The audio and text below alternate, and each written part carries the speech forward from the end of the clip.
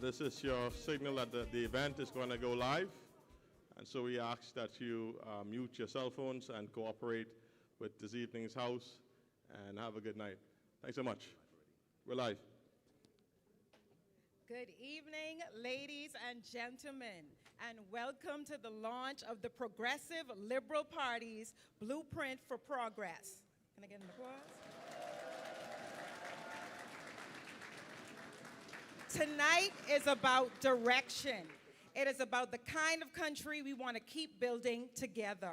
A country that is safer, a country that is more affordable, a country with more opportunities for more Bahamians on every island. A country where government keeps moving forward and keeps working for the people. This blueprint builds on the progress already made and sets out a clear plan for what comes next. A bigger economy, more pathways to security and success, better public services, stronger communities, real opportunity for the next generation.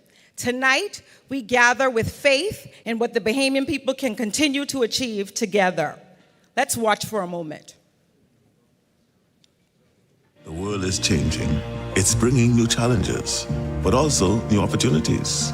The truth is, our economy always left too many Bahamians out. Now, we're opening new doors in agriculture, tourism, energy, entrepreneurship, providing grants, scholarships, national service, and upskilling. A new generation is rising, and we're finally moving in the right direction, building an economy that includes everyone. Y'all could do better than that. Y'all could do better than that. And now it is my honor to welcome the leader of the Progressive Liberal Party and the Prime Minister of this great Commonwealth of the Bahamas, the Honorable Philip Brave Davis.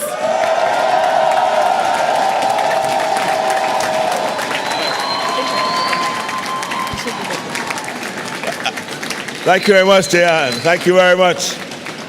Thank you very much. Please be seated. Good evening, friends. May I join Jayan in welcoming you all to this exciting event this evening.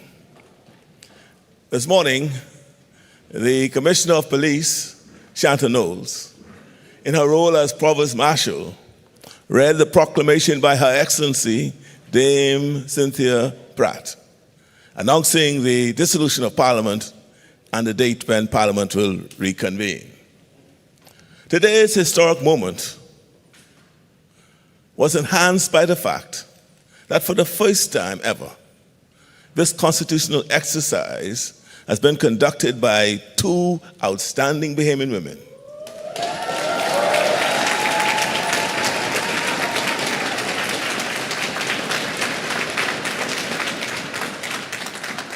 In office by virtue of their achievements and outstanding contribution to our country. That this has happened within the lifetime of that generation of Bahamian women who fought so hard to gain the right to vote speaks volumes about the robustness of our democracy. That these appointments have happened under the watch of our Progressive Liberal Party fills me with special pride.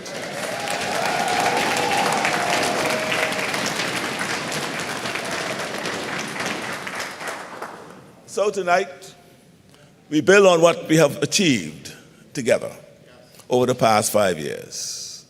Tonight, we map out the future. It is about that kind of country we can build together. Over the course of this evening, you will hear from some of the members of the team I'm so proud to lead.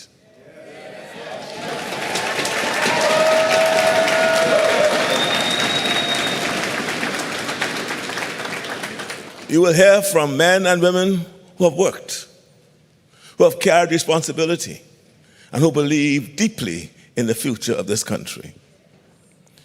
You will hear our case for the future we believe the Bahamian people can choose, because that is what elections are about.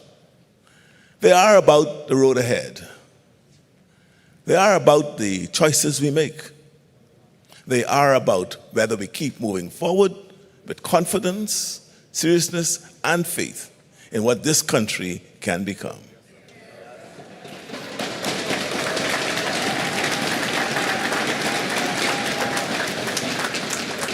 Over the past 5 years, we have worked together through hard days and hard decisions. We have worked to rebuild confidence and move this country from strength to strength.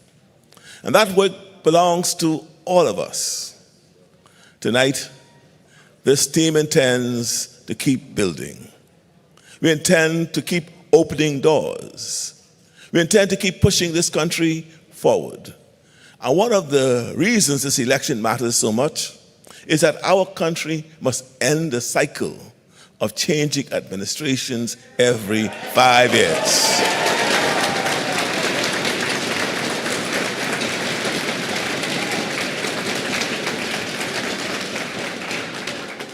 That cycle of change has held the Bahamas back for too long. One administration starts the work, another comes in and stops it. Projects slow down. Plans are shelved. Momentum is broken.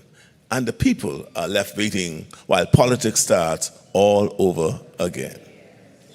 That is not the way to build a country. That is not the way to create lasting progress. And the progress we want to build on tonight will show you exactly why that cycle must end. It is about whether we keep moving toward a safer Bahamas, a more affordable Bahamas, a Bahamas with wider opportunity, a Bahamas where government works better for the people it serves. And tonight, for the first time ever, we will also release something that matters very deeply to me. Tonight, we will release our blueprint tracker. This is an online tracking tool which will allow the Bahamian people to see every single commitment we made in our blueprint for change.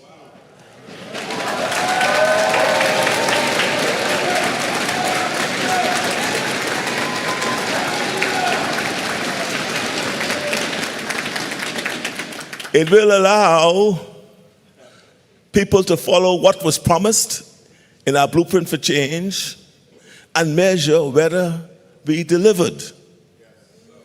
And it will allow people to judge our record for themselves. Everyone can see.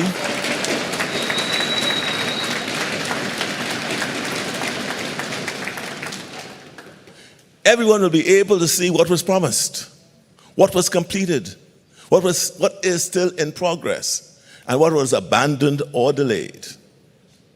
I believe that when you ask the people for their trust, you should also be prepared to show them your work.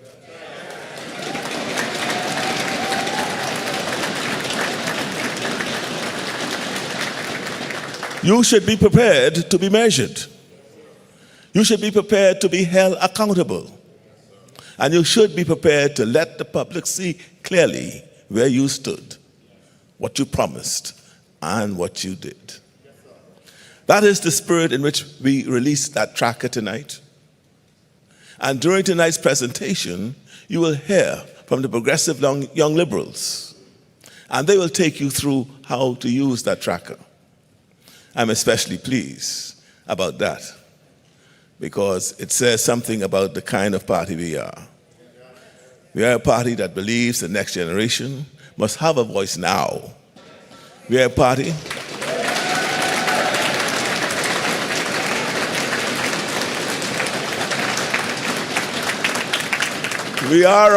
that believes that young people must help shape the future they will inherit. We are a party that believes progress must be seen, measured, and carried forward. So tonight, listen closely. Listen to the vision. Listen to the plan. Listen to the direction and judge us by the seriousness of the work, the honesty of the record, and the strength of the future we are asking you to build with us. Friends, we have achieved a great deal together, but there's still more work ahead. And there's still much more that's worth fighting for. So let us make our case. Let us put the future before the Bahamian people. And let us choose progress together. Thank you.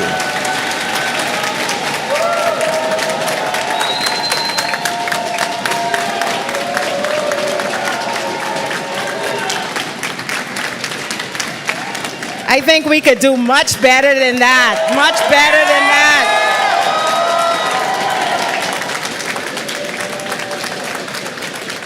Thank you, thank you, thank you, Prime Minister. We now turn to the first part of tonight's presentation. So we have another video for you. We begin with education, because that is where a nation builds its future and where so much of the progress we want for this country begins. In this next segment, you will hear a testimony from someone who has benefited from the progress we have made in education, followed by one of our candidates and speakers this evening, the Honorable Glenys Hannah Martin, who will speak to how we built on that progress. After that, we will turn to work and opportunity with the Honorable Pia Glover Roll,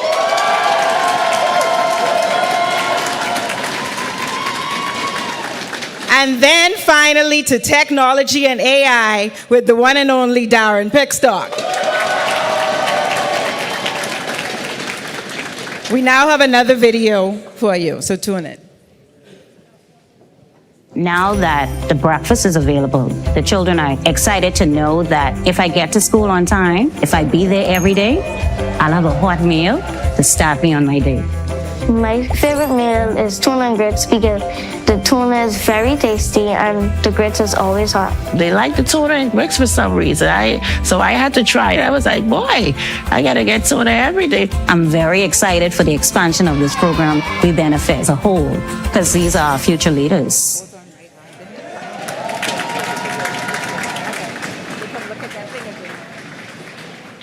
Good night, everybody. And I will tell you that I'm very nervous right now, but I can tell you all I ain't gonna let that stop me from telling the truth. And so I want to start by saying thank you all for just giving me the opportunity to share what we've done with the breakfast program. My name is Ricardo Williams, and I am a partner in the National School Breakfast Program at the great Enoch Pedro Roberts in the great constituency of Angleton. We see you, Minister Martin. And tonight I could stand here and really, well, I could speak a lot about what it has done for my business. I want to speak about the greater investment. PM Davis said that the young people are shaped, they shape the future. And with the breakfast program, I've come to see the young people we are shaping, the investment we're making in the future, the investment this government has made into the future of our country. Like Psalms 127 and verse 3 says, children are our heritage. And so being such, or knowing that, it is our responsibility as a community, as leaders, to ensure that we're shaping them. And so as the little ones walk in every day, maybe they say, hey, like how we have the young liberals, they're the young liberals. And so as they walk in every day, I mean, full of energy, full of joy, we see now the dignity they have in knowing that we're providing something that, even though it's basic, it is essential for their success. So I am humbled, I am grateful, I am thankful to be a participant in that. And so to all of you, let's continue the work, continue moving forward, continue progressing. And so thank you, good night, and all the best.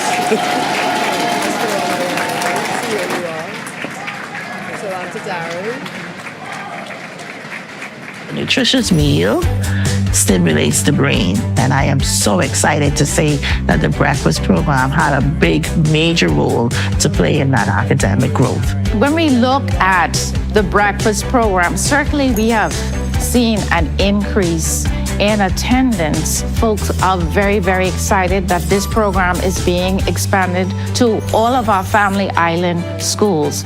I'm very excited for the expansion of this program because these are our future leaders.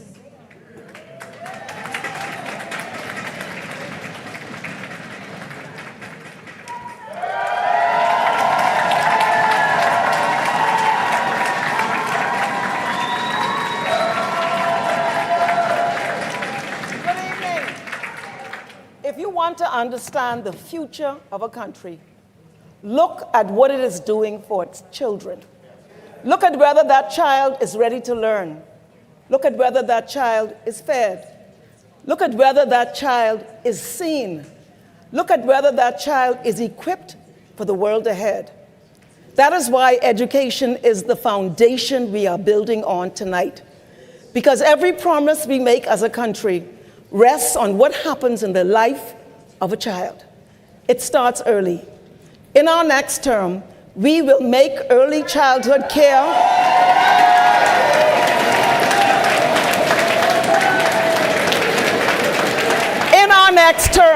we will make early childhood care and pre-primary education universal and compulsory from age 4.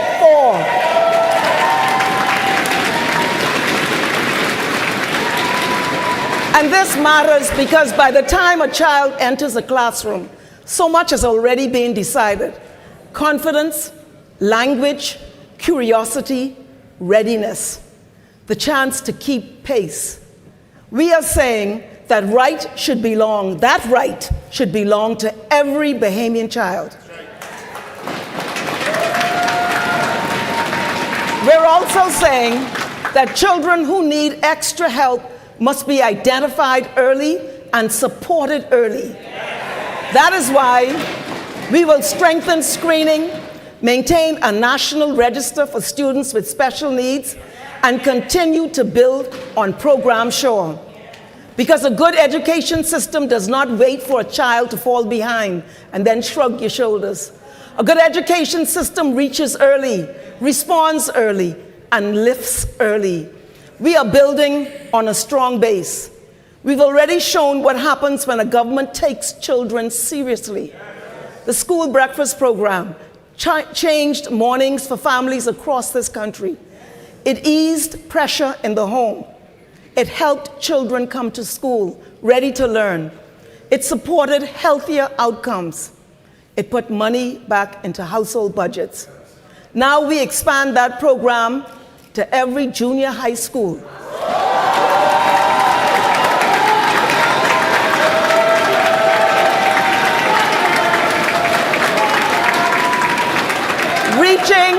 Reaching more than 7,000 additional students.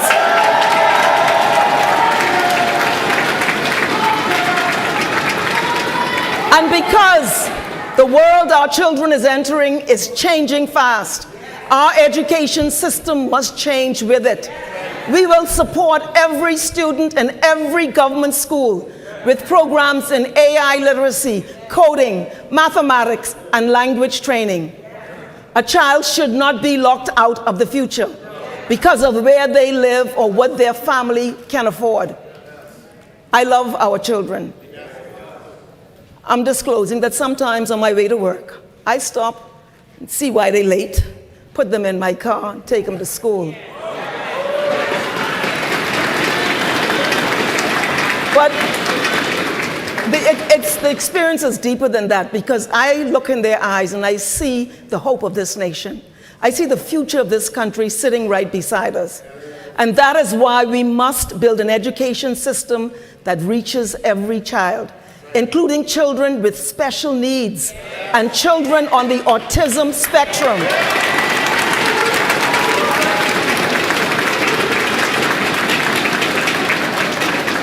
To every parent and caregiver with children who fit this description, this government is by your side. We will provide modern, purpose-built facilities, expand early diagnosis, therapeutic support, and train classroom assistants across New Providence and the Family Islands, and restart planning for a dedicated post-secondary institute for disabled adults so more Bahamians can move towards skills, independence, and meaningful work.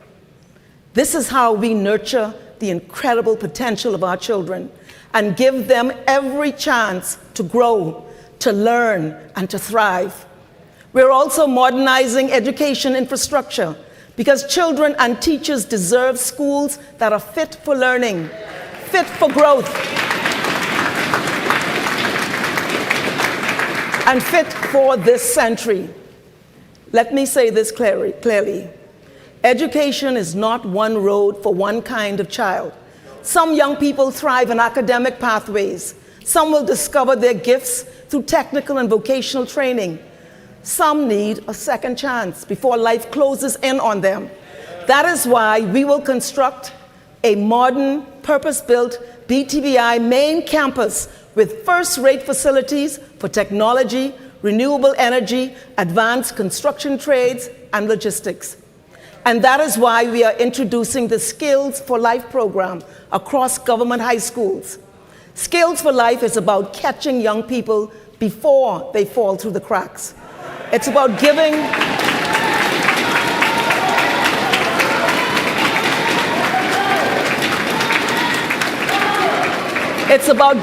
at-risk students, especially some of our young men who are drifting away from school, practical intervention, real certification, mentorship, life skills, and a pathway into work. This is the foundation we are building on, a foundation where a child starts earlier, a foundation where a child is fed, a foundation where a child is supported, a foundation where a child is equipped, a foundation where no young Bahamian is discarded. That is what progress in education looks like. And that is the future we are building. Thank you very much. Thank you. Oh, thank you so much. I feel like I've been through the ringer.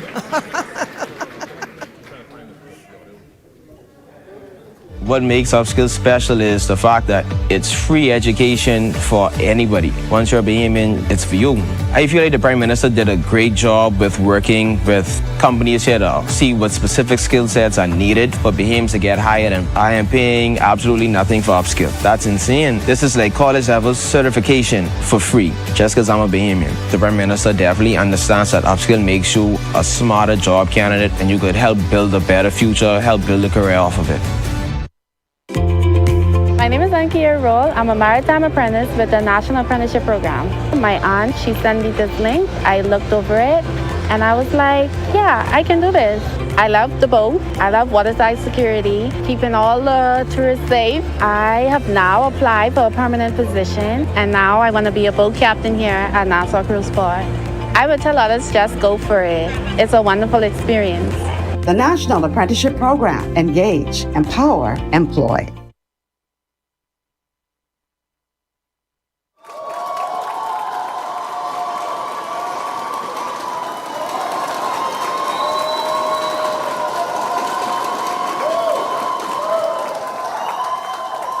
Friends, we will expand Upskill Bahamas to more than 200 courses with training tracks built alongside employers and linked directly to internships and apprenticeships.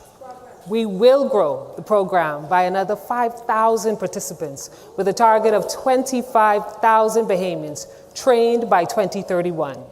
And we will make sure our Family Islanders have access to it.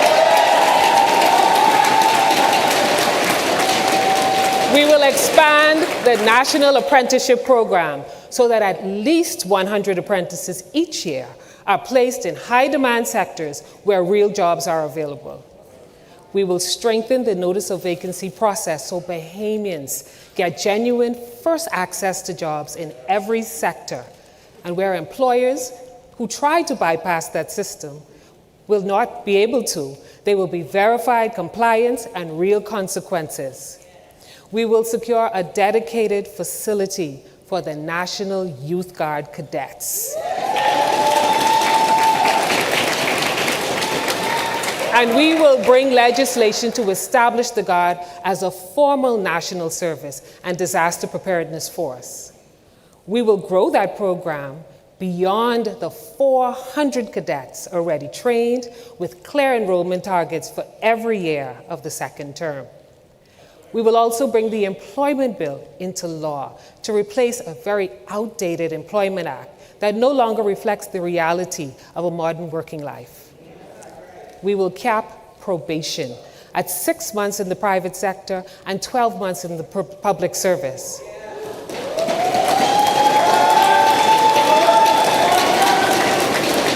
We will guarantee every worker a paid 1 hour break on shifts of 8 hours or more and get at least 8 hours of rest in between shifts.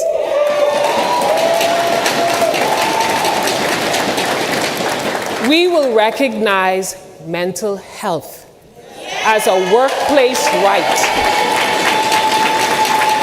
by providing 3 mental wellness days each year with no doctor's note required.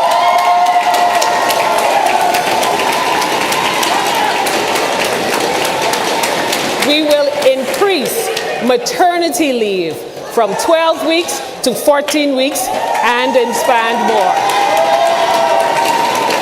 And for the first time, we will provide 2 weeks of paid paternity leave. And we will create a legal right to adoption leave.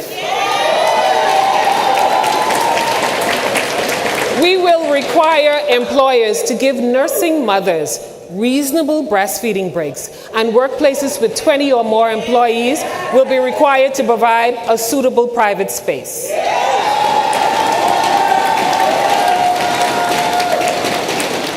And because a stronger economy must create room for Bahamians to rise into the best jobs, we will launch a Bahamian professional development program focused on filling high-paying roles with Bahamian talent.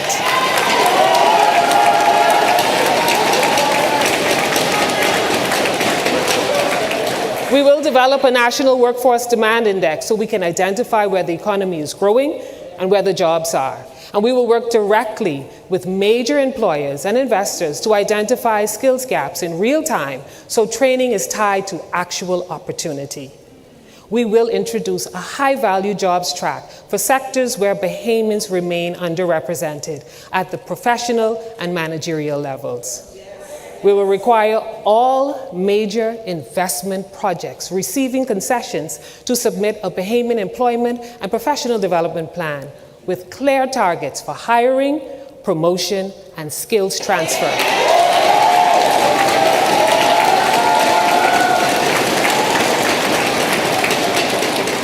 And even more, we will expand professional and technical scholarships in high-demand, high-earning fields linked directly to employer commitments. That is what we will do. We will train more Bahamians. We will place more Bahamians into work. We will strengthen protections for workers. We will open doors for more opportunities for our young people. And we will give Bahamians the pathways and the tools to move ahead.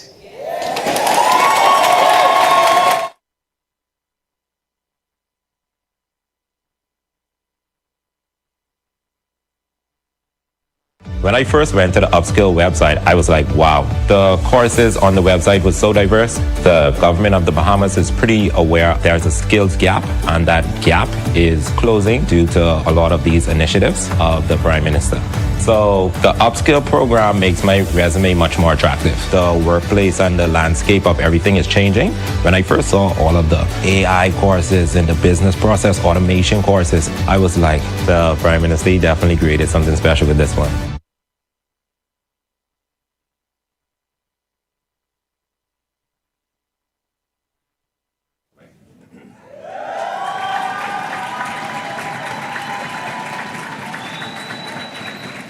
Tonight, we are making a clear choice.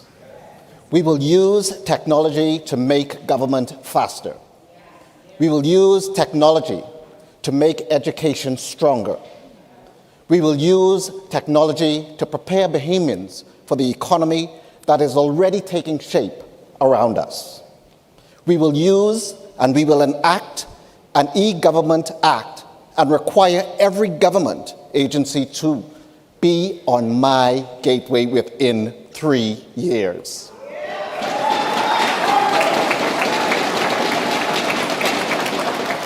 That means fewer lines, less paperwork, less running from office to office, and a government that works with great speed, greater clarity, and greater respect for people's time.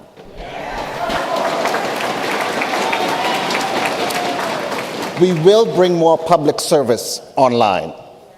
We will keep building a digital government that is easier to use, easier to access, and easier for Bahamians on every island to rely on. We will also launch the Bahamian AI Academy through BTVI and the University of the Bahamas.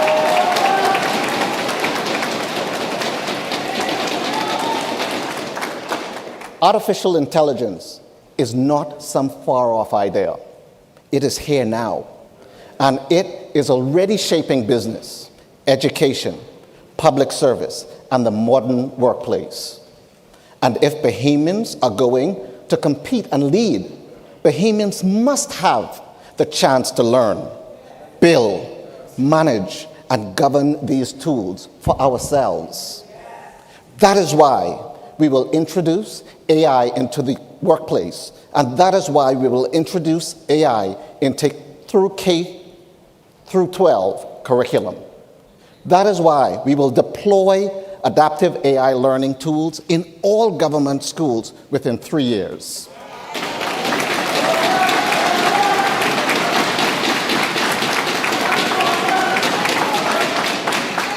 And that is why we are linking this work to education, skills, and opportunity.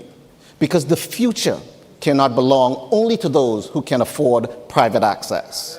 It must belong to Bahamian children in government school. It must belong to young people in Nassau and Freeport. And it must belong to young people in the Family Islands too.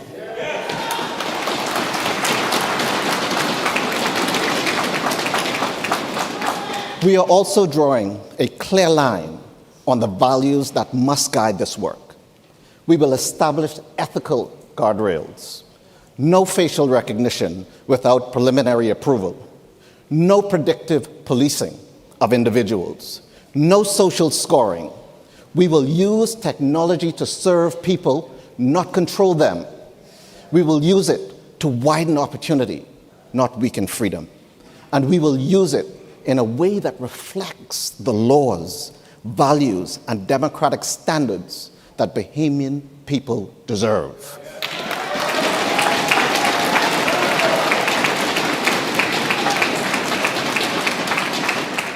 This is why our platform commits to making the Bahamas the first country in CARICOM with a dedicated AI Governance Act.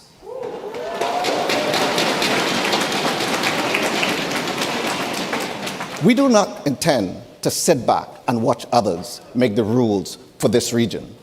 We intend to lead.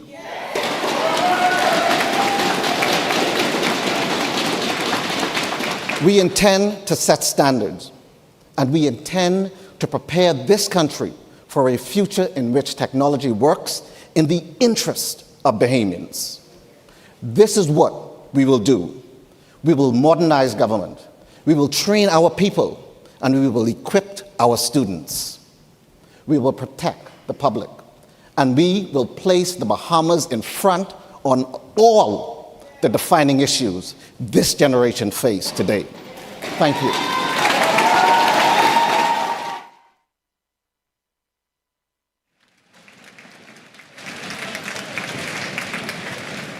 Let's hear it one more time for Darren Pickstock. Education and training is the foundation to all of our lives. Opportunity is what we make of it. And AI and technology can expand that opportunity, and if employed well, will make our lives easier and more rewarding than human beings could ever have imagined. In his opening remarks, our Prime Minister spoke to our blueprint tracker. For the first time in Bahamian history, this government, is holding itself accountable in this way. That deserves a little bit more of an applause. Coming now to the stage is Angel, one of our progressive young liberals, to explain a little bit more about how you can access the Blueprint Tracker. Let's hear it for Angel.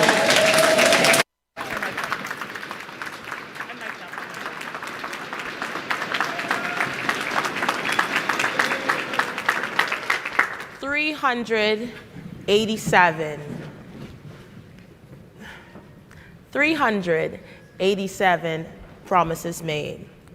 Over 10 policies, 325 either in progress or delivered.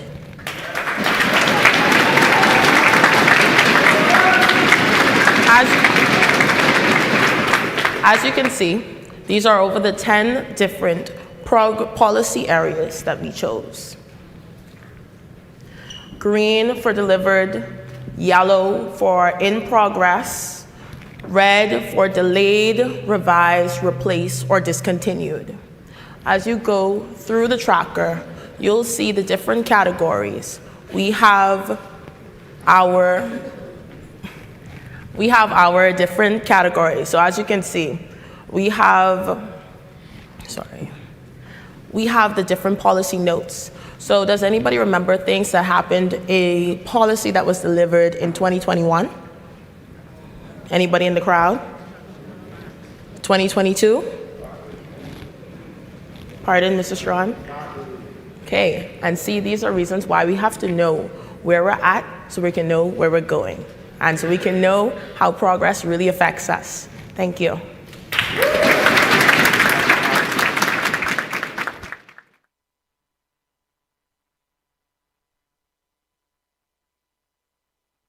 Much, Angel.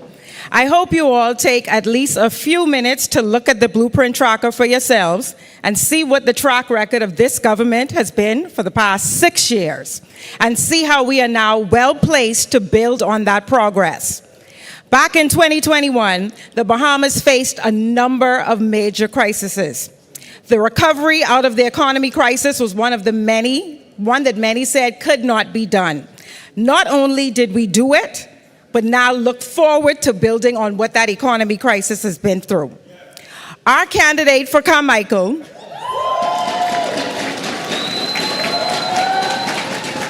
Keith Bell, will highlight the details to tell us about our plans for the Family Islands. Clay Sweeting,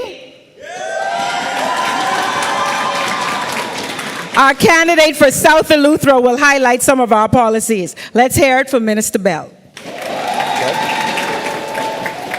Thank you. My fellow Bahamians, economic progress must mean something real in people's lives. It must mean lower prices. It must mean a fairer shot of Bahamian businesses. It must mean more Bahamian ownership. It must mean an economy that works for working people, small business owners, and families trying to get ahead. That is the direction we are setting. We have removed VAT from food at the food store. And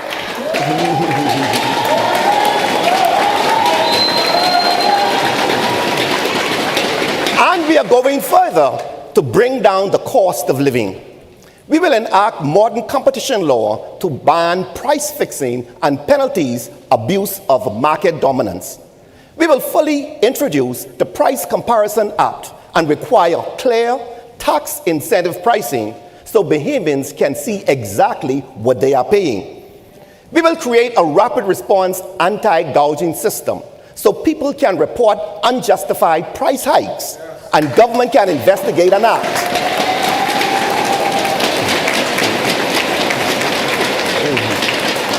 And yes, we will diversify trade and open more direct sourcing from lower cost suppliers so savings have a better chance of reaching the Bahamian consumer.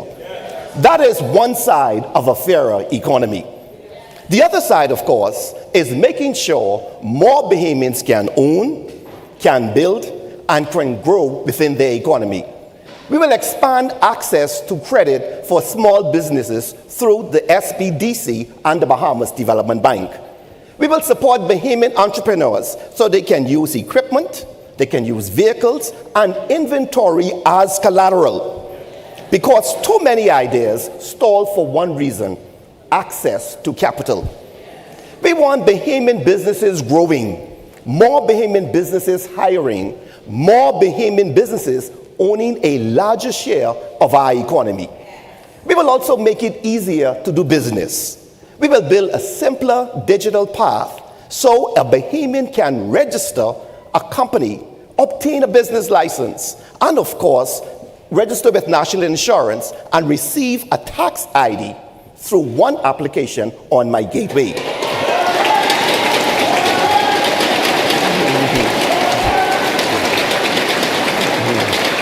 What this means, fellow Bahamians, is less red tape, less delay, less running around, and more time spent building.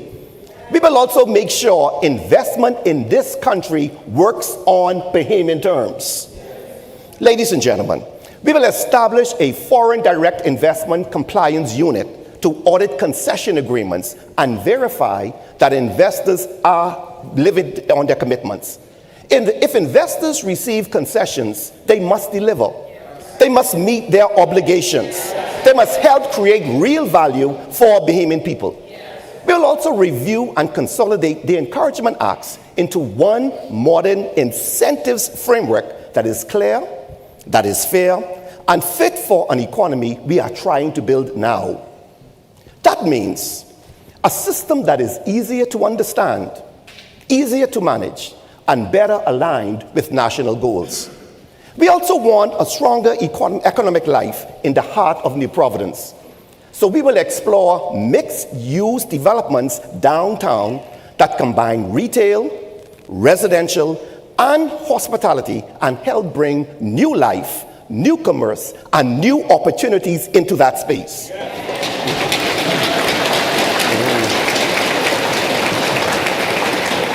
And we will demand better performance from state-owned enterprises. Ladies and gentlemen, we will require all state-owned enterprises to submit binding business plans by 2027 with clear milestones to reduce dependence on government subsidy. Because a fair economy also means better discipline, better management, and better value for our public. This is the economy, ladies and gentlemen, we are building. An economy with lower costs, an economy with clearer rules, an economy with more room for Bahamian ownership, an economy that is easier to enter, easier to grow in, and fairer to the people it is meant to serve. That is our commitment. That is our direction. And that is why we ask the Bahamian people to choose progress. May God continue to bless the Commonwealth of the Bahamas. There are a lot of new opportunities in our country. We are building an economy that includes everyone. And you chose to come to PTVI. The best place to learn. Expanding and updating PTVI. It prepared me for the future to be an entrepreneur. And this is what this is all about. We are creating more opportunities for more Bahamians because opportunity is the key to success. Fly fishing undoubtedly sets the Bahamas apart. It brings in millions of dollars for the various family islands. Providing grants for fly fishing guide is creating new opportunities simply because if it's in the hands of Bahamians, 100% of the money stays in my community. Bahamian ownership is very important in this country undoubtedly because without it, we don't have a say. The Prime Minister certainly understands the idea of creating opportunities and lending a hand with the grant, creating a partnership and understanding that the government is also here to help.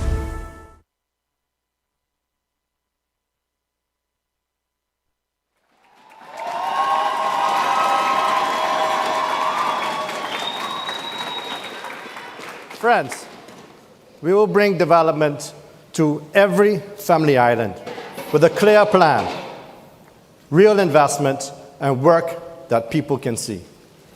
We will develop a dedicated economic development plan for every family island because every island has its own strengths, its own needs, and its own future. A one-size-fits-all approach has held too many communities back for far too long. We will back that plan with a targeted investment incentives for businesses outside New Providence and Grand Bahama, so growth reaches deeper into our islands and more Bahamians can build and invest closer to their homes. We will also push stronger family island investment in tourism, in enterprise, and local business growth. We will position the family islands as world-class boutique destinations.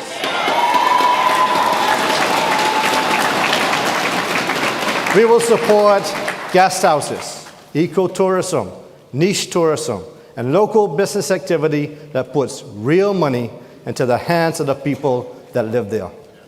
We will create more room for enterprise by supporting innovation and business hubs on major islands and by making sure development serves local communities first. We will begin public consultation on a new city in Andros.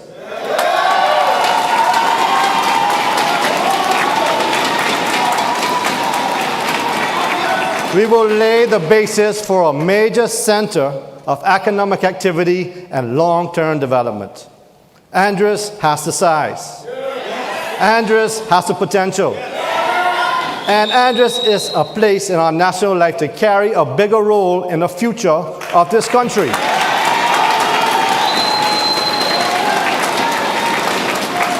We are prepared. We are prepared to start the work with seriousness. We will complete the Family Island Renaissance program for the 19 designated airports. That matters because in our country, airports are gateways to jobs, to tourism, to investment, to medical access, and our daily lives. Better airports means better access. Better access means stronger islands. Stronger islands means a stronger Bahamas. We will also keep improving connectivity across the family islands through broadband, stronger transport links, expanded airlift, and a national seaplane network. If you're from the family islands, you understand. This will be done so communities have a better chance to grow and attract investment. And let me speak to Grand Bahama for a minute. We will meet with Grand Bahama Port Authority licensees to develop a roadmap for development and to secure annual payments and arrears from the GBPA through the second phase of arbitration. We will keep moving ahead with the Freeport Health Campus, the Grand Bahama International Airport, and the Grand Lucayan redevelopment. Grand Bahama carries too much promise to drift. So we intend to help write a new chapter for that island. With growth in tourism, and logistics, and maritime activity, technology, events, and enterprise. This is what we will do. A development plan for every single island. Greater investment in the family islands. A new city in Andros.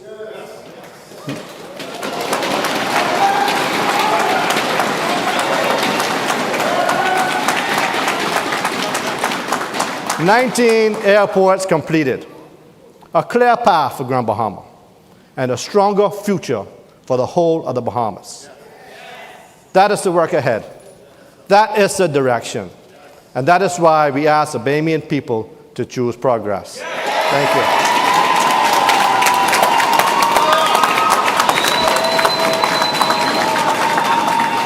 Welcome back. I'm here at the New Bight International Airport construction site. It is progressing magnificently, as you can see. This infrastructure will be the catalyst for opportunities for Cat Islanders and investors. Here we are at another Family Island Airport, Arthurstown, where the runway is around 90% complete. For us, creating opportunities for our people through the development of infrastructure is high on our priority, as you can see. Welcome to New Bight International Airport.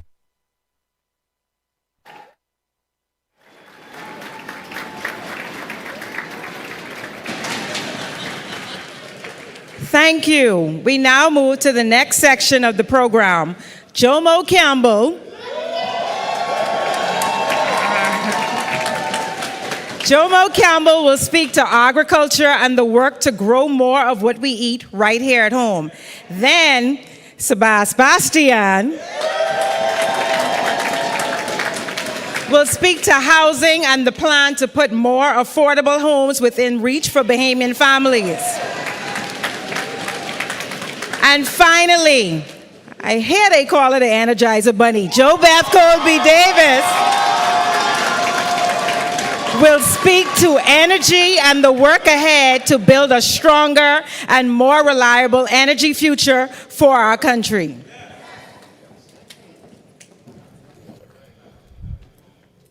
I started in the agricultural field at the age of 15. So I found it difficult to find funding for a small business such as mine, but with a sustainable food grant program through the government, it really helped me to get to the next level of my business. This is what the grant is about, investing in your people. We can't be dependent on other countries to bring us food anymore. I see a newfound understanding in agriculture and the importance of empowering people. It's an investment in me. I just have to pay it forward, helping my community.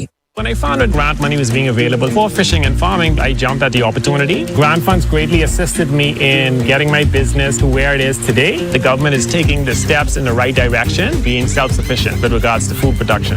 As a country, we need to be able to feed ourselves. And if small businesses involved in fishery and agriculture be successful, then the whole country ends up being successful. I think the government's goal in starting the whole grant program was to invest in small businesses to turn a lot more Bahamians into entrepreneurs.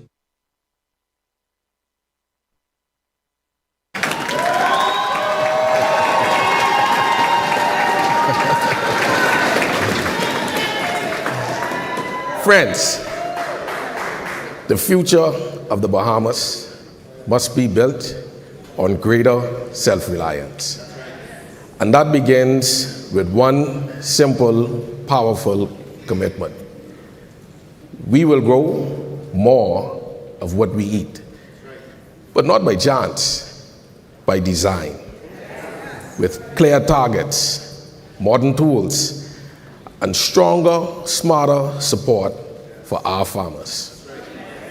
By 2030, we will reduce our national food import expenditure by 25%, keeping an additional $200 million circulating in the Bahamian economy every single year. That is money staying here, creating jobs here, empowering Bahamian farmers right here at home.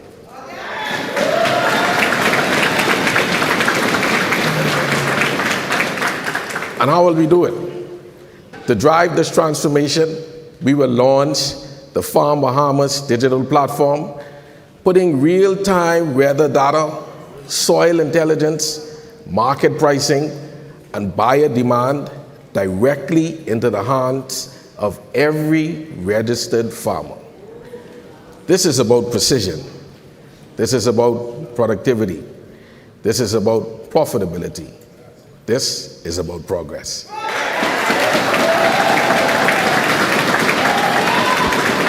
We will also establish an Agriculture Innovation Center in partnership with the University of the Bahamas, BAMSI, and CARDI, bringing research, training, and practical support under one roof to modernize and strengthen the entire sector.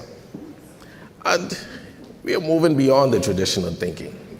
Through our national containerized farm program, we will deploy solar-powered, AI-controlled container farms across 7 major islands by 2028. This means year-round production, less water usage, and fresh, high-quality food processed closer to our communities.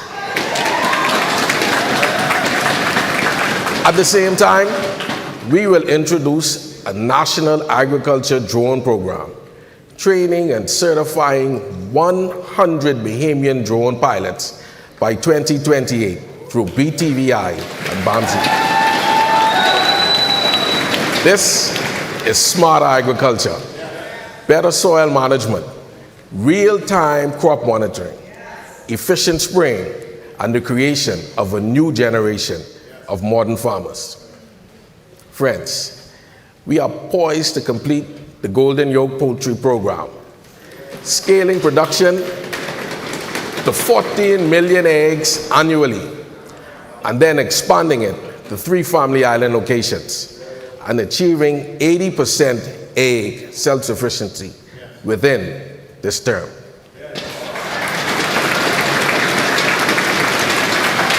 And why are we doing this? Because food security is national security. We will also launch the Young Farmers and Agri-Tech Corps, providing scholarships, access to land, starter kits, and mentorship to support 500 young farmers by 2029, with at least 40% of them being women. This,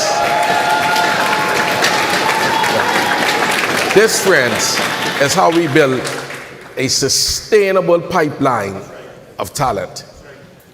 And because production means nothing without distribution, we will establish solar-powered aggregation and cold storage hubs across 6 major islands, leveraging technology to reduce spoilage and strengthen supply chains.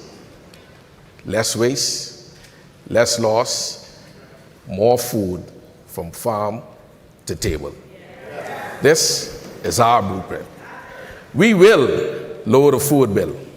We will empower Bahamian farmers, and we will embrace innovation to produce more. And more importantly, we will keep more of the value of what we eat right here in the Bahamas. Thank you.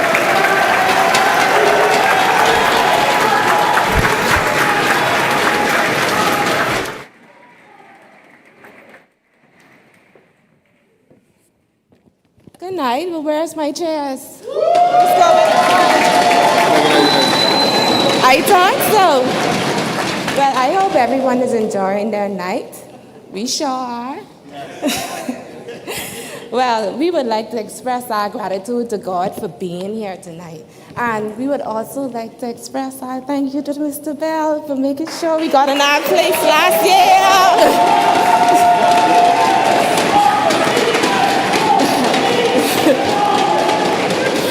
I must say, I feel so grateful to be decorating our own home. You know how good it is not paying rent? You know how good that feel? I mean, me and this one is arguing with decorations all the time, but hey. But our kids, they now have their own rooms. Everyone have their space, their privacy. But it's so sad. They just lock us out their room. We can't even go inside there. What type thing that is? I mean, we paying the bills, but hey, well.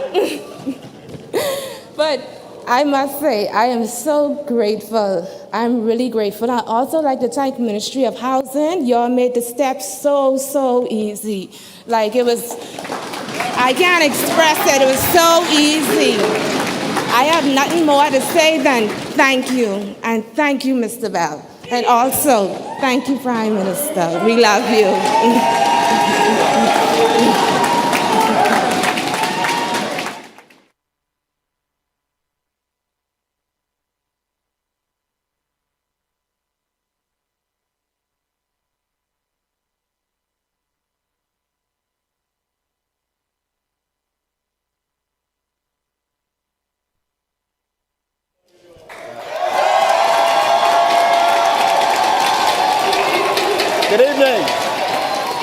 Good evening.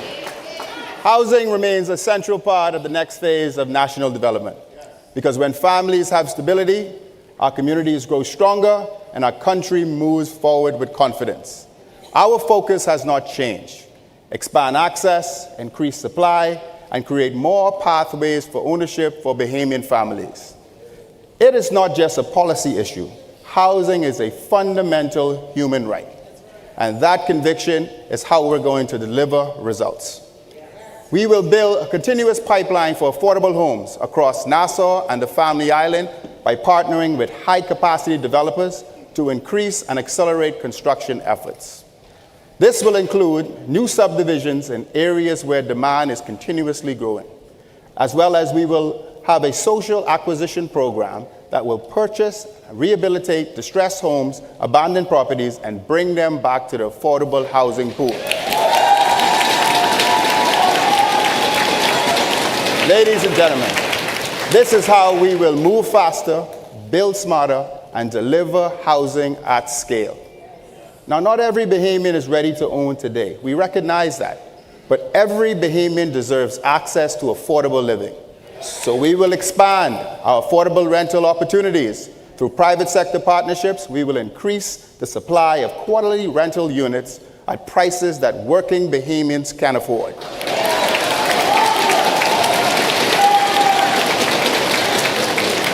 This initiative will bring and provide flexibility for families to ensure that housing options are readily available at every stage of life. At the same time, we will significantly expand our rent-to-own program that will simplify access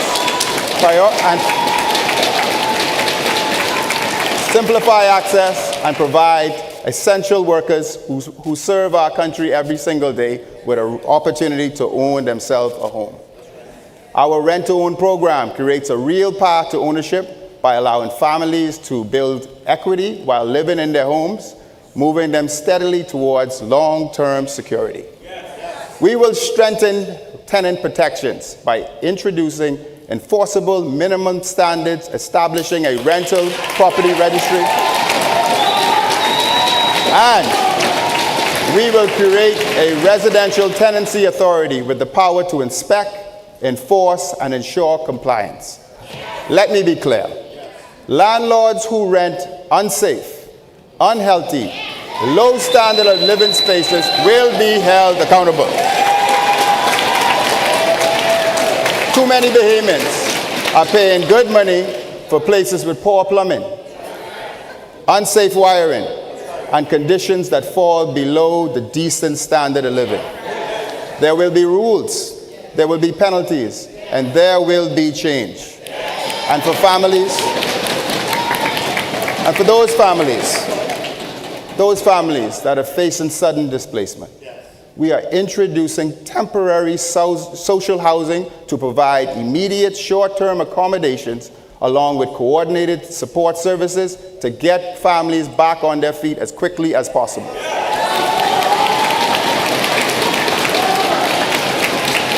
Ladies and gentlemen, this is our plan. We're going to build more homes, expand affordable rental, strengthen the rent-to-own, protect our tenants, and support families in crisis. And as we continue to build on progress, we will move forward with clear goal, ensuring that every single Bahamian have a place to call home. And that stronger foundation is how we will build the future. This is progress you can build on. Thank you.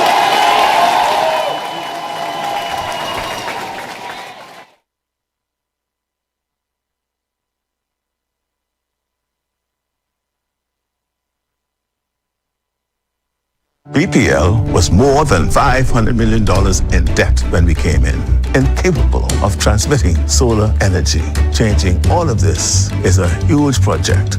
Transforming energy is going to transform our economy.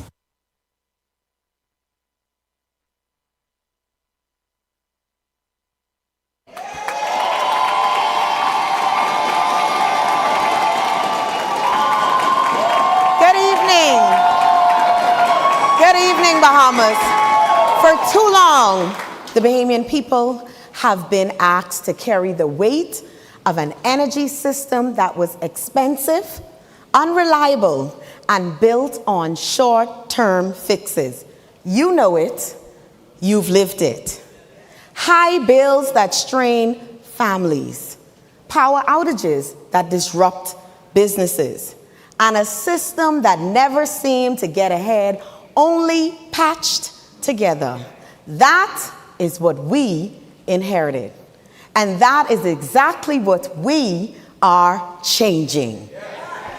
We are delivering the most significant transformation of our energy system in a generation because the Bahamian people deserve power that is reliable, affordable, and built to last.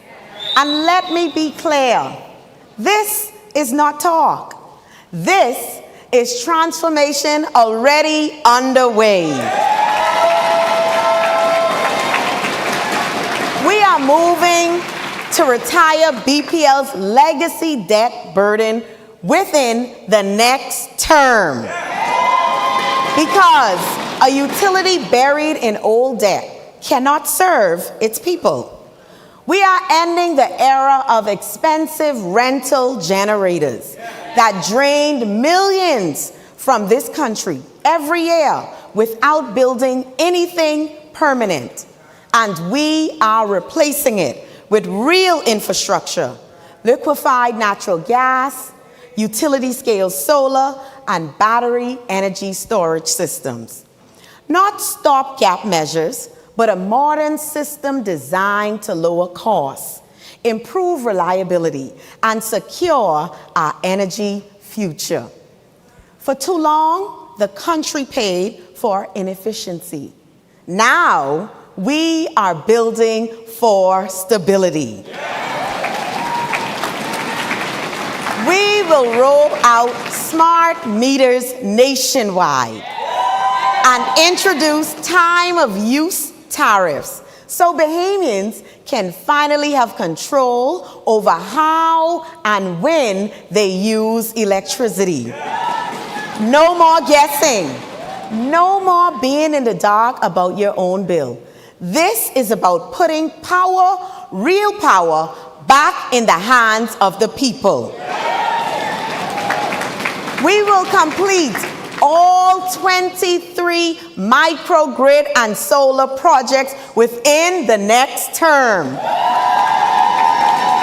bringing stronger, more reliable electricity to all of our family islands. We are also bringing electricity to Potter's Key Dock. Not promises, projects, not delays, delivery.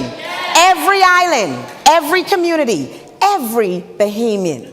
And for the first time, we are bringing Grand Bahama into one unified national energy strategy. We will no longer be a fragmented energy system. We are one country with one direction and one standard for reliability, pricing, and service. And let's talk about jobs, because transformation is not just about power plants. It is about people. Every solar panel installed, every battery system deployed, every LNG unit commissioned, every smart meter connected is a job opportunity for a Bahamian. And we are making that non-negotiable. We will embed local content requirements into every major energy contract because the jobs created by this transformation must belong to our people. We want Bahamians trained. We want Bahamians certified. We want Bahamians hired. And we want Bahamians leading. Now, the choice before this country is simple. We can go back to the old system, high costs, unreliable service, and temporary fixes, or we can move forward with a modern, disciplined, national energy strategy that is already delivering results. lower exposure to fuel volatility, stronger and more reliable infrastructure, and a system designed to finally work for the Bahamian people. Lower bills, fewer outages, more Bahamian jobs. That is the difference. That is the direction. And that is why we ask the Bahamian people to choose progress.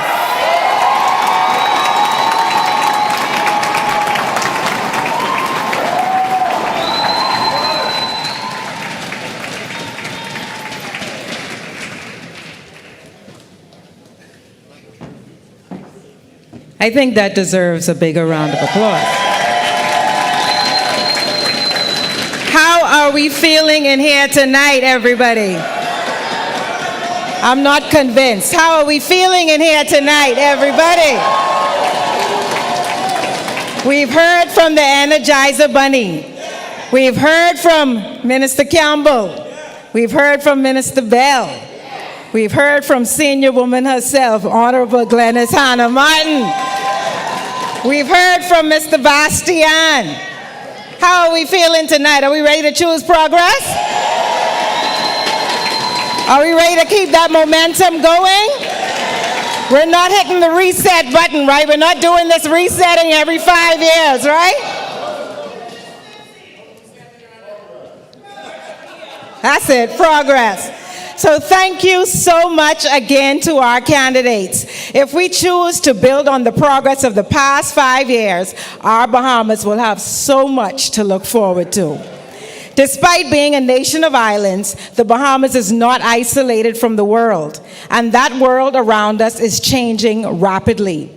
To put it all into context and talk about the many opportunities and challenges we face in this changing world, we invite to the stage our wonderful Deputy Prime Minister, our candidate for Exuma and Ragged Island, the Honorable I. Chester Cooper.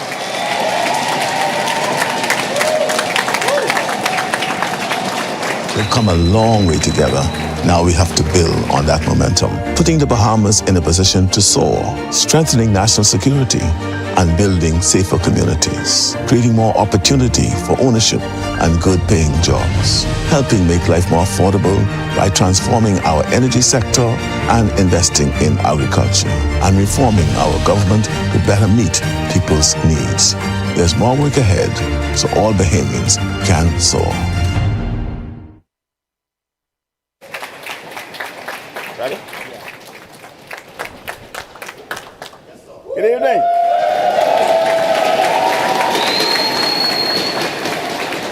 Good evening, Bahamas. We believe that the last 4.5 years have been incredibly good for the Bahamas. But we must never forget where we were in 2021. We must never forget the feeling of hopelessness, uncertainty, and vulnerability. There was a cry for transformative change. And there was a cry across this country for stable, compassionate leadership. And our Prime Minister answered that call.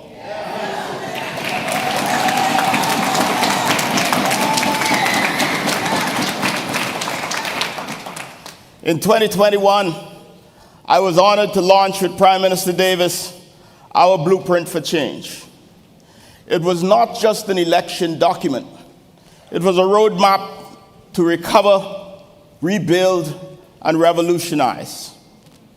And the Bahamas has come an incredibly long way, but not so far that we have forgotten what it felt like to be left behind.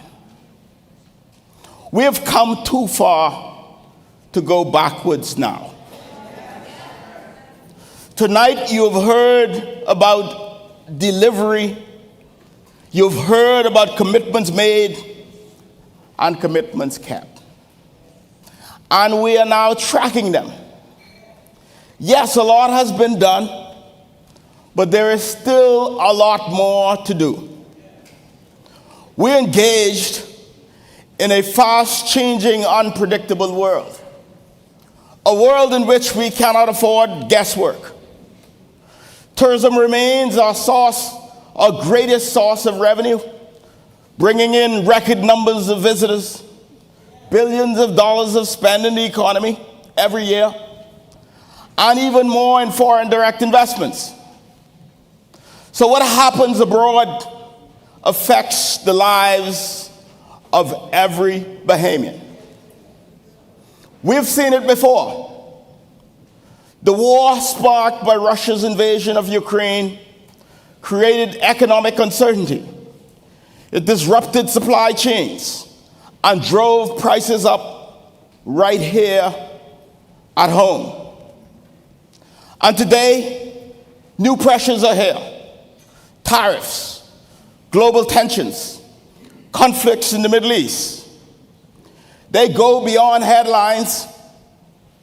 They hit us in our pockets. And this is where the difference becomes clear.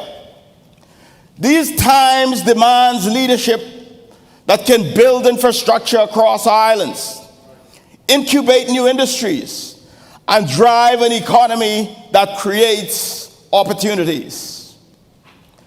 And at this time, we need leadership that continues to manage the country through shocks we cannot predict. And the truth is that you cannot manage a serious country in serious times with unserious leadership.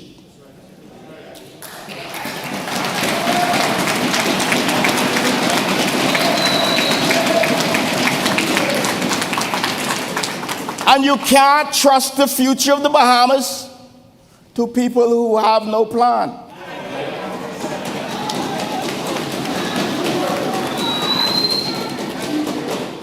Only the PLP has a blueprint for progress.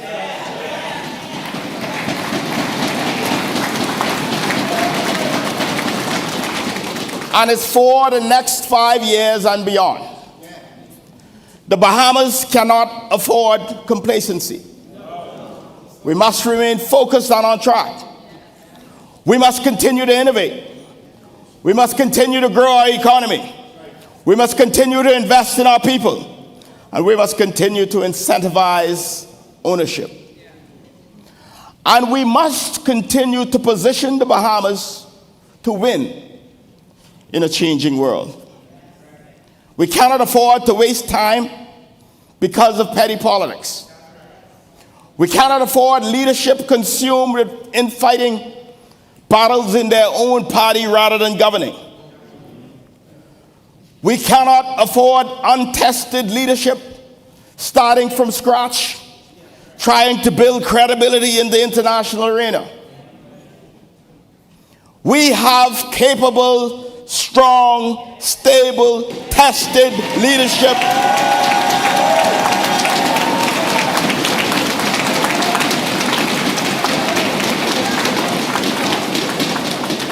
led by Prime Minister Philip Edward Brave Davis.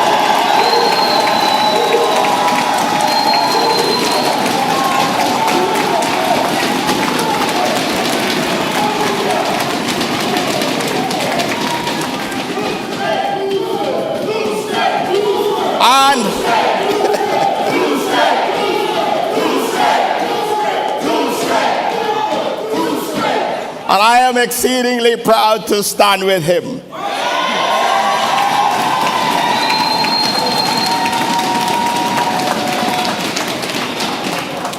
And we have a team that understands the moment.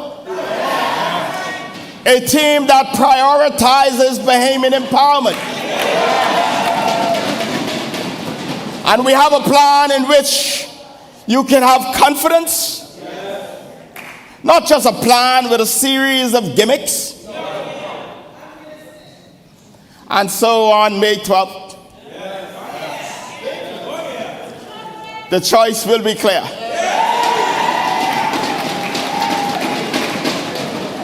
We come too far to turn back now.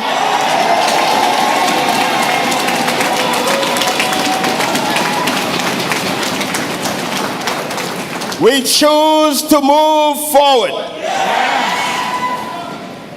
We choose the Progressive Liberal Party.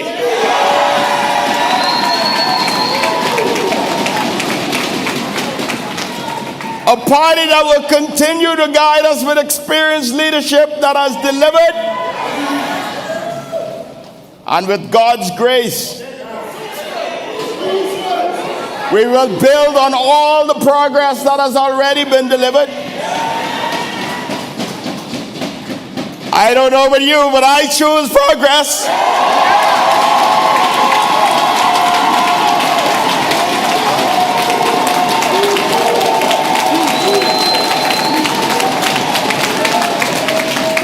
We choose progress. Thank you. God bless you.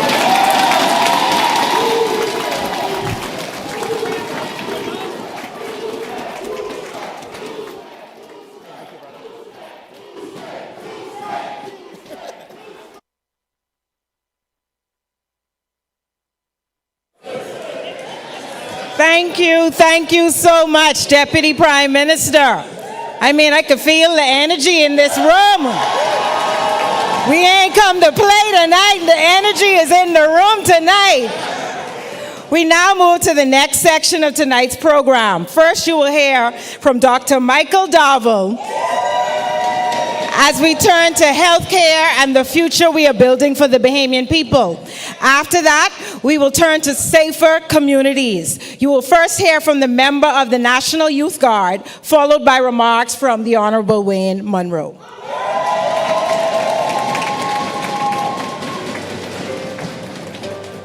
PHA Academy is dedicated and serious about the medical profession in the country. We need more Bahamians to care for Bahamians. The Prime Minister had an idea of how important it is to create opportunities. Education is key and paramount. My transition from my previous career into this one would not have been as easy without the PHA Academy. The PHA Academy has made becoming a pharmacy technician very easy. The classes were free. Being in the academy actually lets you be closer to actual working conditions. The Prime Minister was forward-thinking. The PHA Academy is a long-term fix. It is necessary so that we can move forward as a country together. PHA Academy is a definite opportunity for that to happen.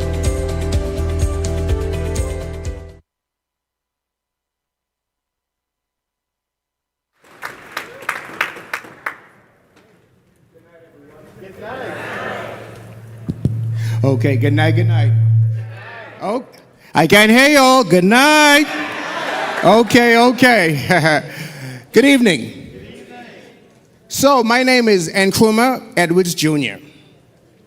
And if you all don't know me, I'm prime example of the commitment of what the PLP has made. I'm living proof of one of their many promises that came to fruition. I'm prime example of what their organ transplant program has done.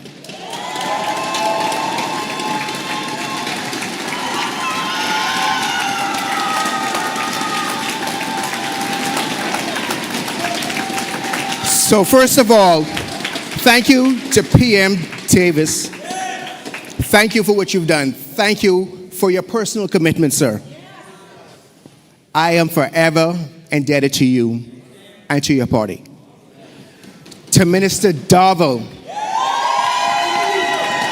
thank you, sir, for being so committed.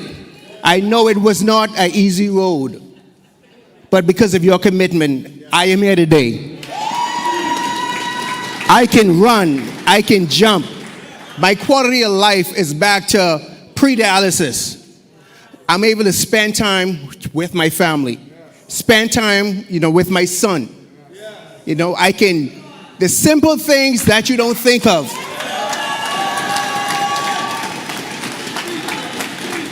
Prime Minister, if I must just say, sir, Thank you for you. Thank you for what you've done. I appreciate you. My family appreciates you. I am proof of the promises that you made. Thank you.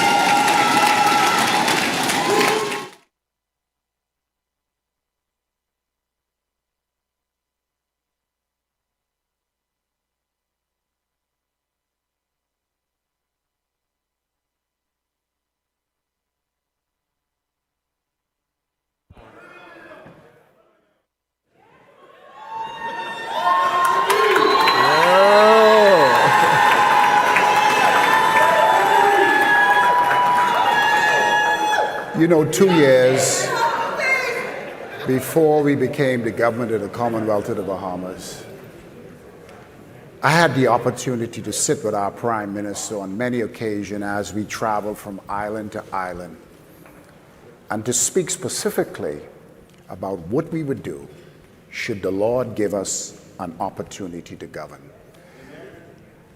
And our brother who was just here a few minutes ago is a clear indication that we are on the road for healthcare recovery reform. And thanks to you, Prime Minister, for your dedication and your support to the Ministry of Health and Wellness. When we talk about healthcare, we are talking about people. We are talking about the lives of people. We are talking about the impact they're having on their families, as well as their loved ones. We are talking about families who need care when it matters most, and the confidence that they have in a healthcare system that will meet their needs in real time.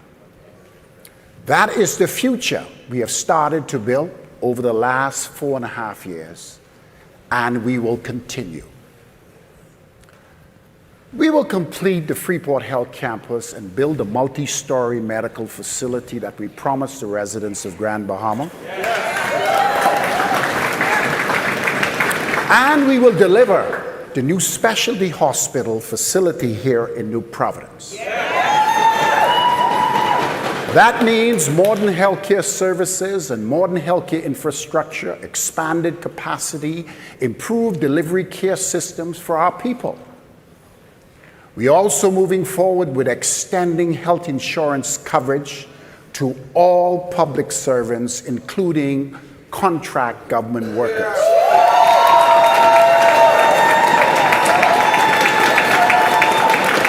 It is our firm belief that those who serve our country should know that they are protected when they become ill. That kind of security should not be uncertain, but a firm commitment that we are prepared to make. At the same time, we're taking a long-term approach to the health of our population. We will continue to build on the National Health Strategy and implement a 10-year plan to reduce cancers, diabetes, kidney disease, heart disease, with a focus on prevention, early detection, and community-based care. Mental health is another area we will continue to do more with the adoption of a new 4-year National Mental Health Suicide Prevention Strategic Plan, where we will launch a 24-hour National Suicide Prevention Hotline and establish community mental health centers so that individuals who suffer from chronic mental illnesses will have the services they need at the appropriate time in the community. We are also taking preventative steps to support people living with chronic conditions. We will expand access to GLP-1, which is a glucagon-like peptide agonist, through National Health Insurance Drug Prescription Plan to help reduce the incidence of diabetes and obesity in our country. We would also expand We will also expand the catastrophic health care fund because no family should be overwhelmed by the cost of any serious medical illness. For those living in our family islands, access to care must continue to improve. We will expand telemedicine networks at our major clinics over our first 2 years in governance, so more Bahamians can access secondary and emergency health care closer to their home. We will also do major investments in our people by ensuring that our health system is run effectively on a daily basis. We will strengthen training, as you've seen from our PHA Academy, by expanding services in our private colleges and universities. And we will ensure that we recruit more healthcare workers, both locally and internationally, to support the necessary healthcare delivery systems throughout our archipelago. Because at the end of the day, our healthcare system is only as strong as the people who deliver care in our healthcare services. And there's one issue we cannot ignore, and that is the quality of healthcare services for our seniors. Too many of our seniors are left in our hospitals. Too many of our seniors are left in our hospital, not because they need medical care, but because they have been abandoned. That is not something that we need to continue in our country. It is a social issue, and we need to address it. We will introduce legislation to deal with elder abandonment. Families will have a duty to provide care for the elderly, and the social service network will have a strong authority to act earlier for our seniors who have been abandoned.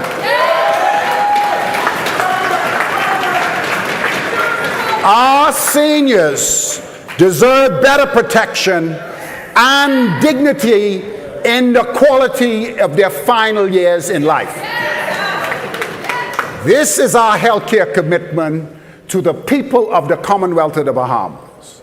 Wide insurance coverage, a longer-term plan to fight chronic diseases, support mental health, improve access to care across our family islands, invest in our healthcare workers, and the protection for our seniors. This strategy is about building a system that works for the people in their respective places and to improve their qualities of lives. That is why we're asking the Bahamian people for a second consecutive term. Yes, the Progressive Liberal Party needs a second consecutive term in office so that we continue moving forward with healthcare reform and to ensure that every Bahamian in the Commonwealth of the Bahamas access quality healthcare services for themselves and their loved ones. I say choose progress. Are you going to choose progress? Let's choose progress under the leadership of our leader, the Honorable PLP Brave Davis. Thank you. God bless you. This is the National Youth Guard program designed to train young people to help the Bahama Islands in times of disaster. I decided to join to better serve my country as well as to better myself. We train the help in search and rescue, electrical, plumbing, and carpentry. And things that they can actually expand on in their careers. Young people who join the Youth Guard program discover a sense of identity, a sense of purpose, and a sense of patriotism. This program isn't about only the individuals. It is about the country. 2021. Borders overrun. Gang wars raging. Crime out of control. 4 years later, we're stronger. More than 1,000 new police and defense force officers, new interceptors protecting our waters, record numbers repatriated, and with stronger security partnerships, tougher anti-gang laws, and shantytown crackdowns, we're tightening our grip. Stronger borders, safer streets. This fight is never finished.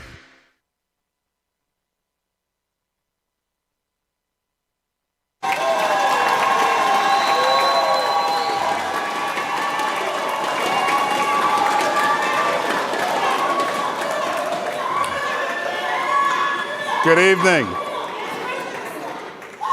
A safer country requires strong laws, steady enforcement, earlier intervention, and a justice system that people can trust. That is the work ahead. It is about protecting communities, giving young people a better path, moving cases faster, strengthening our borders, and making sure that the laws carries real weight in daily life. We will create local community justice centers so intervention, support, and resolution can happen early in communities that need it the most. We will construct a therapeutic boarding school for at-risk youth.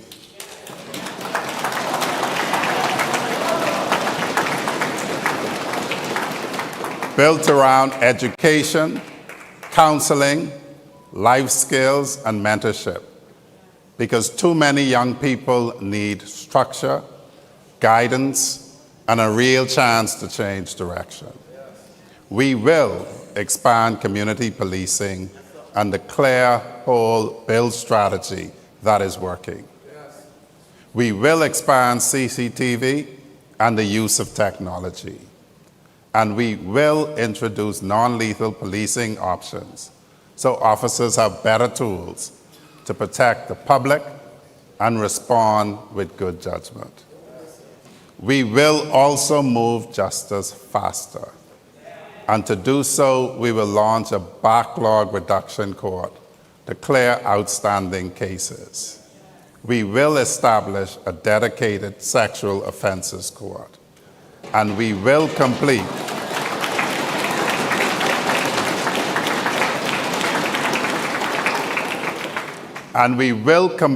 the new correctional facility and virtual court complex already started so that justice is stronger from arrest to trial to rehabilitation. We will also strengthen the protection of our borders with clear rules, digital enforcement, and real consequences. We will procure a national biometric immigration system and deploy biometric e-gates that flag prior deportees and multiple identity fraud with overstay alerts triggered within 48 hours.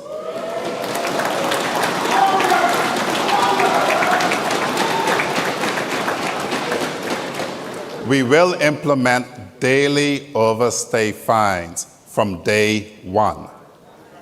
We will strengthen employer compliance because for every undocumented worker you have, you will pay. The penalties will rise from $5,000 for your first offense to $10,000 for your second offense, and then up to $15,000 plus 12 months in prison for your third offense.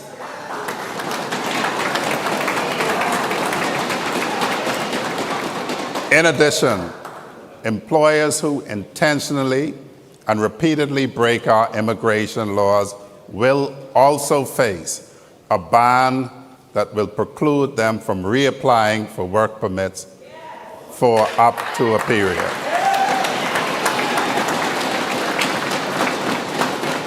We will establish a prohibited employer register, and violators can be barred from obtaining work permits for up to 5 years. We will also launch a Bahamian E-Verify portal, create an immigration fraud intelligence unit, and move immigration service fully into the digital age with stronger identification verification and fraud detection. Now let me be clear, equally clear, on fraud by public officers. If you facilitate passport fraud or document fraud, you will face mandatory penalties of up to 10 years imprisonment.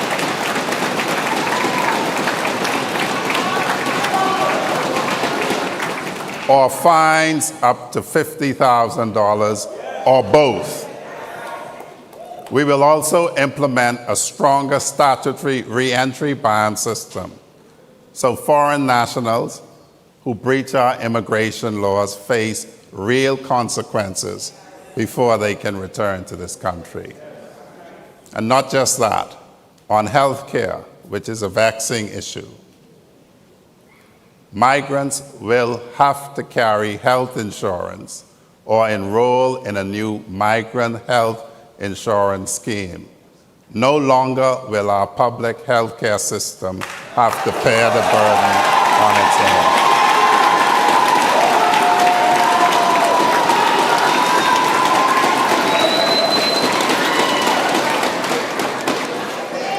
This is our commitment.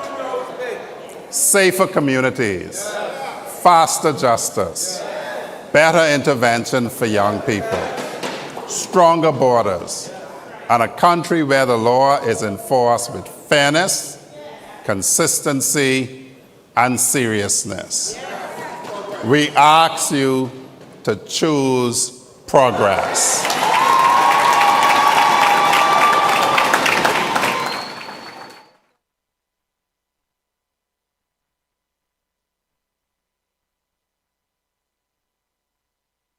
Darville, and thank you, Wayne Monroe, for your commitments to implementing better health care and developing safer communities in our country.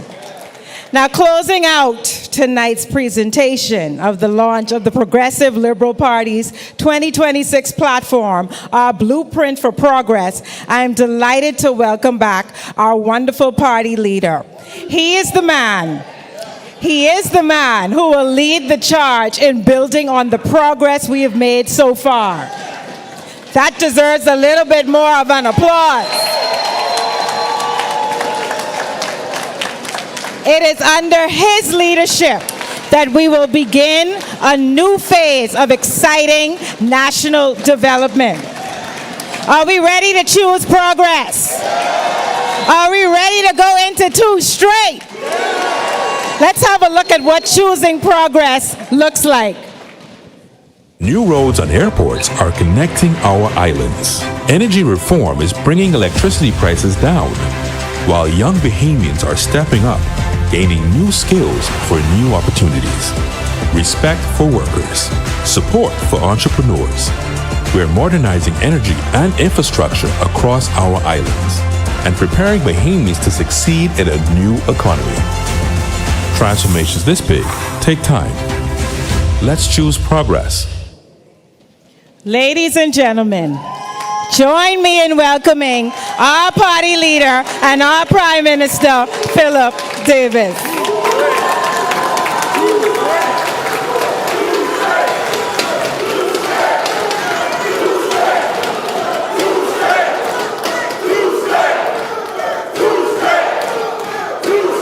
Thank you very much.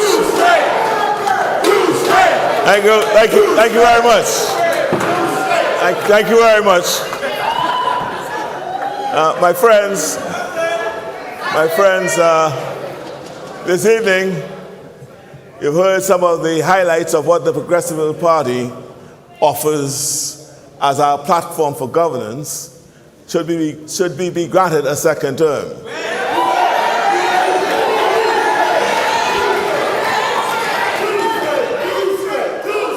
You know,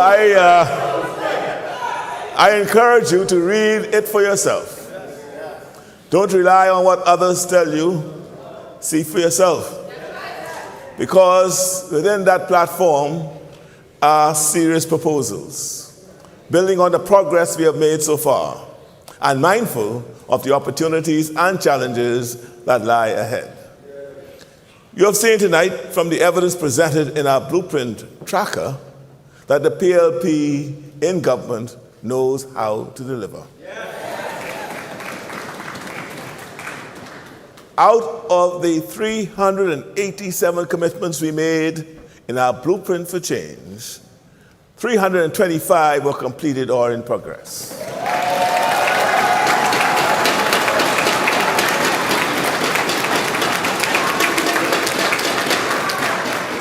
And our country is better for it. I am proud to run on our track record.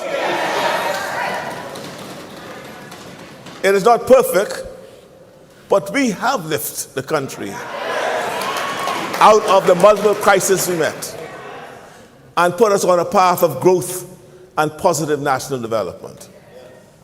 Those challenging us should be invited to defend their own track record and explain to the Bahamians the many failures of their previous administration.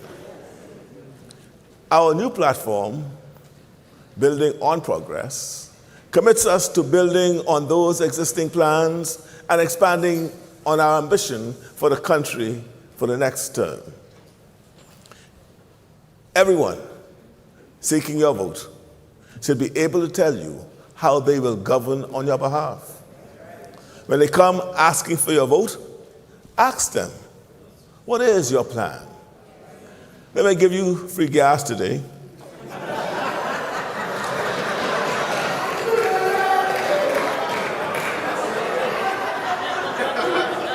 Or they may give you $200 tomorrow.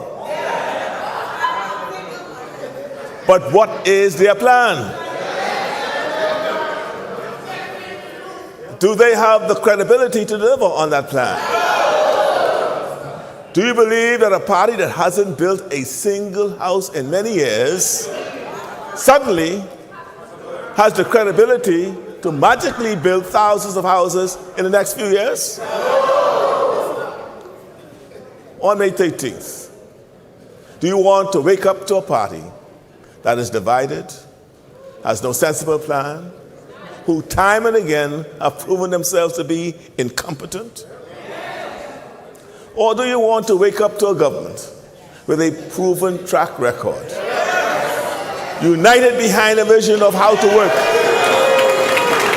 towards a better Bahamas, and a well-prepared to engage with the rest of the world, well-prepared to engage with the rest of the world to promote and defend the interests of all Bahamians? Do you want to wake up to a government who, no matter how they try to rephrase it, want to stop the school breakfast program, review the National Youth Guard, cancel the new hospital and clinics? Sadly, I fear their response will be as it has always been in the past. Their strategy is merely to attack and pull us down. They'll say anything without any concern regarding the truth, to try and force a back and forth scandalous conversation and avoid the real conversation about plans to take the country forward. This time, we will not indulge them. We will not be responding to every petty insult, petty allegations, suddenly produced a few days or weeks before the polls. Bahamians deserve better than this. The other side may hurl anger and abuse to make you hate us just to get elected. But what happens the morning after? I remind you That is what happened in 2017. When they managed to persuade some that everything we had achieved was fake. Remember? They even said that Bahama was fake, along with a lot of other nonsense. There was no genuine plan for the Bahamas, no genuine vision for the Bahamian people. And as a result, we suffered. The country suffered. They're now trying it now. They're now trying it again. Spreading hate-filled fear and rumors about illegal immigrants, when the record shows how we have strengthened our borders, worked with the Americans and international partners to reduce illegal migration and arms smuggling. I will continue to stand up for the Bahamas and Bahamians, as I have always done.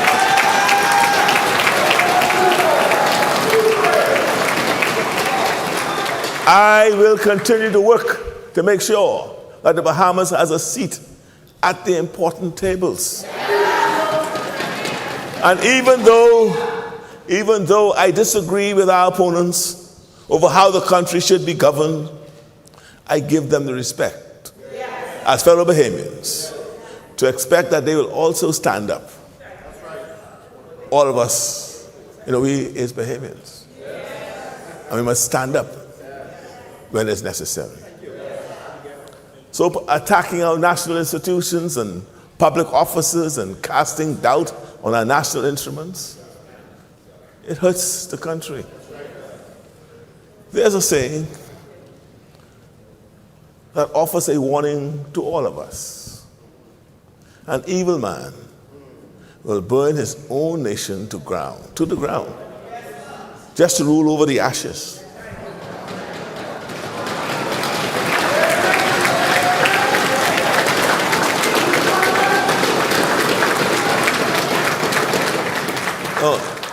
It's a hard saying, yet it carries truth.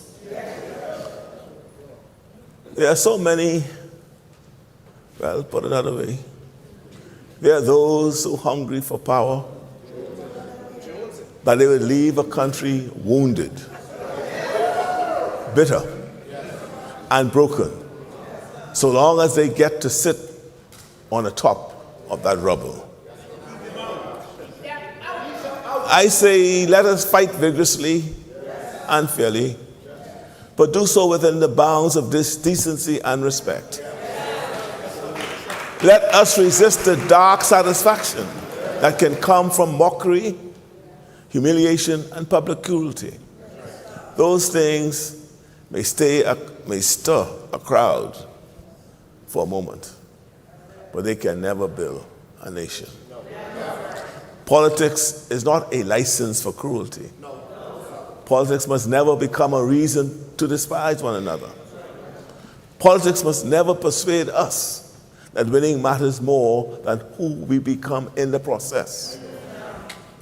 So, my friends, on May 12th, you have a choice. Will you choose to go forward or to turn back? Will you choose to build on the progress made so far or start again? Will you choose experienced leadership or petty infighters?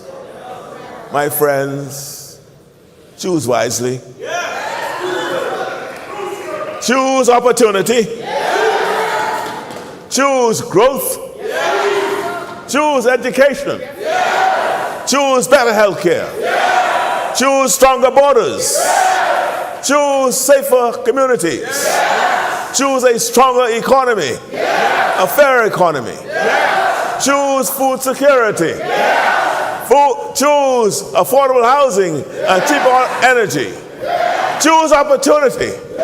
Choose for your future. Let us choose progress. Let's choose progress. And may God bless you all. And may God bless the Commonwealth of the Bahamas.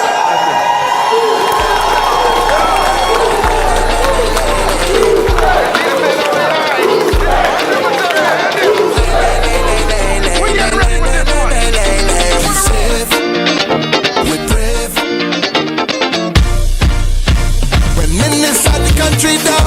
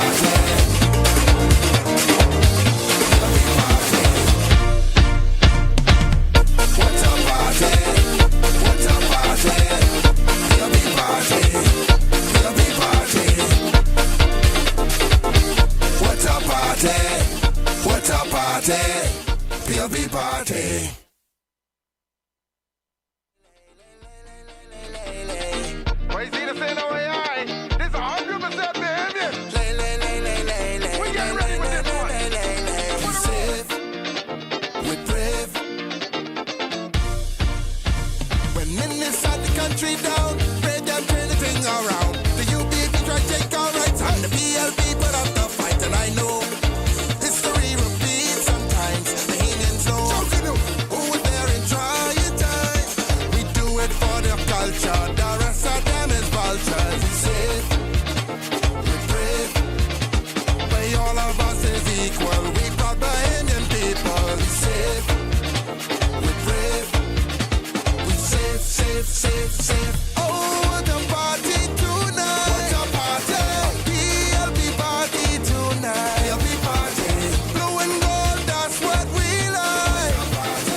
We about to do this 2 times. From Pink to Brave and Berry too. None of them forgot their roots. It's never easy, but they tried to give Bahamians better lives. And I know things could get real sometimes. Bahamians know just how it feels sometimes. We do it for the culture, the rest of them is vultures. We safe, we brave, but all of us is equal.